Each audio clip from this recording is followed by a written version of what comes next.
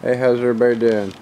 Well, I figured I'd give you all a quick update on this thing. I'm getting ready to start working on it. Sorry about the lack of videos here lately. Family first. So, yeah, that being said, one of the most important people in my family got real bad sick here a while back. Ended up in the emergency room in the ICU and was in the hospital for a little while. And he's better now. But so yeah, I haven't really been thinking about the whole YouTube thing, but anyway, one of the things on my grandpa's bucket list was he wanted to take a rail down the drag strip, and it just so happens to be on my bucket list too, so I'm going to start working on this T-bucket. Speaking of buckets, going to have to change a few things like tires. Gotta get these big old tires off and them little bitty tires. Them are tiny. I didn't realize how tiny they were until I actually got a real set of tires for it.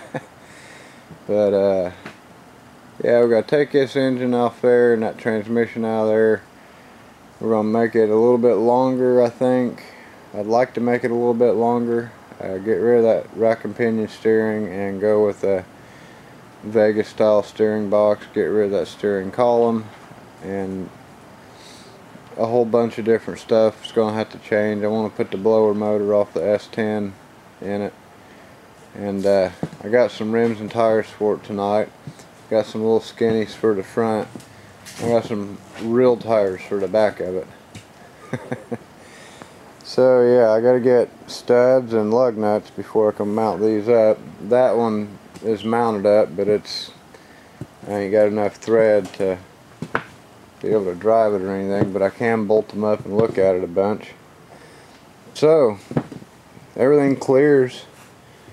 It's rubber. It's weird. Everything clears, and these are some big tires. Nice and soft. So yeah, we got some Weld Racing rims for it, front and back.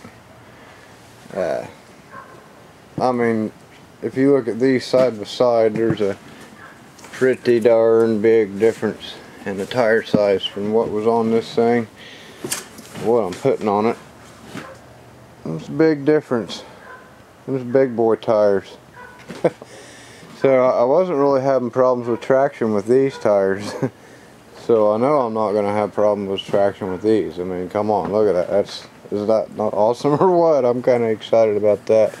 Like, these things are just massive. It's going to be awesome. Everything clears on the body, nothing hits. So that's cool. But yeah, the skinnies up front look really cool too. I'm definitely enjoying that. Brand new pair of tires on the front.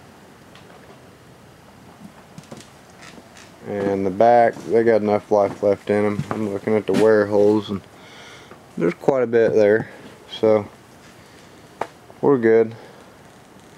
I wish I wouldn't have paid as much as I did for them, but at the same time I kind of had to have them, and I wanted them for this thing. But I mean, I feel like it's a good price. I started pricing stuff and what these cost new and everything, and I started looking them up. I did actually find a set of skinnies without the tires on them for a really good price used, and a set of rims, but the rims were slightly different, and these all match. So that would have bugged me, but it's definitely it definitely changes the way it looks. I mean, just so much of a big difference. Like, them tires are tiny compared to them. So I like that. So yeah, waiting on studs and lug nuts, and then I can bolt everything up and have real tires on this thing. I needed longer studs anyway. I'll show you something that's a lot of y'all might freak out a little bit. The back was fine.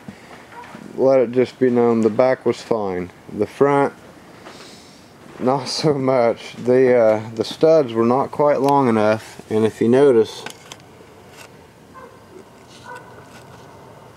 yeah, the lug nuts on the front of this thing are not, the studs do not come all the way through the lug nuts. I only got a few turns on those. They're tight, they're torqued down, And yeah, I know, I've been at like 100 mile an hour like that, and it's scary, but so yeah, it's time I get real studs for it anyway, and I'm going to get some nice ARP ones. That way I don't have to worry about them breaking at a really high speed. And get these bad boys bolted up and figure out how to chop this thing off and make it a little longer. And when I do that, I want to drop the radiator down like a bunch. I want to drop the radiator down real low. There's so many things that's going to change on this. I really want to take the back of it off. I want to get rid of that truck bed on the back and move the cab of it back a little bit. I don't know. So many things that I want to do. I don't know what's actually going to get done. I know first thing I'm going to have to do before I even think about like touching the gas pedal with those tires on is make it longer and fix the wheelie bar. With the street tires on it, it'll pick the front end up and walk with it. If you notice, oh yeah, and also I got some more sheets of plywood in my garage.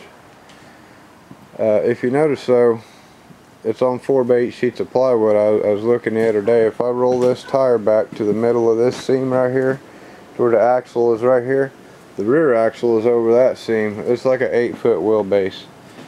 So it doesn't take much to pick the front end of this thing up as it is. Like, you just tap the gas pedal and pull the front tire on. You know, it's kind of ridiculous. So and here I am, let's stick 3 times, 4 times as much engine on it, a better transmission and big fat tires in the back, and let's see what happens. You know, I don't know.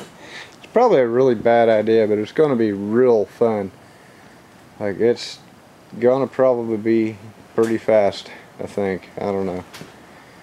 Anyway, I'm just rambling. I'm excited because I got some new tires tonight, so that's going to be awesome on there. But yeah, got a bunch of work to do. I'd like to move the engine and transmission back farther. When I put the new engine and transmission in it, I'd like to move it back farther and run a shorter drive shaft, but I'm running into any shorter, I'm running into problems with the geometry of it because of the way the suspension is set up. Mainly, as the suspension travels, the shorter it gets, the more it's going to pull that yoke in and out of the transmission is what I'm worried about. So I don't know, there's a whole bunch of stuff I got to figure out on this and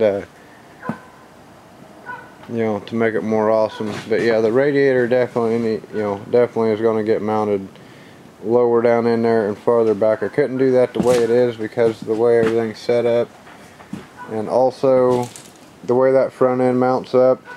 There's a beam underneath the frame, and then that's on top, which means it raises the front of it up quite a bit. If I extend it, I would like to weld a beam flat in between and then mount the front end and drop it down a little bit in the front. It was sitting higher in the front because of the tall tires I had on the S10 that I put on here, and when I put those tires on the back, it evened it out to where now it's level, and that's not really a good thing. It needs to be kind of pointed down a little bit. If it's level or above level, it's going to do nothing but pick the front end up, and it does that anyway. So I need to get the front end down a little bit. I've been looking at a 4-inch drop axle, and like I said, I want to make it longer by at least a couple of feet and figure out a way to mount everything. You kind of up higher to drop the frame lower to get, you know, point it down a little. But anyway, I'm rambling and y'all probably don't care, so there's an update video on what's been going on with this thing kinda, and yeah, I'll see you in the next one. Y'all take her easy. Thanks for watching.